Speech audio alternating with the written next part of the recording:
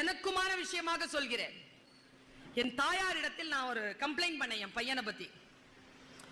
மா இப்படி பண்றாமா. எங்க அம்மா சட்டுன்னு ஒரு பதில் சொன்னாங்க.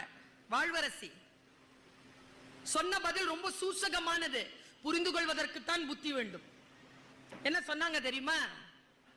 இத சொல்றேன் நான். உங்கள் மனதிலே இருக்கக்கூடிய அந்த துணி இருக்கல, உங்கள் மானத்திற்கான துணி, அதுல முடிச்சு போட்டு வச்சுக்கோ. அவங்க சொன்னாங்க, உன் பையன் உனக்கு பயப்படும் வரை இந்த தவறை செய்து கொண்டே இருப்பான். என்றைக்கு அவன் தன் வாழ்க்கை தன்னுடையது என்று தனக்கு பயப்பட தொடங்குகிறானோ அப்பொழுதுதான் அவன் இந்த தவறை செய்யாமல் இருப்பான். தன் தவறை செய்யாமல் இருப்பதற்கு தன்னை உணர்தல். It is my responsibility.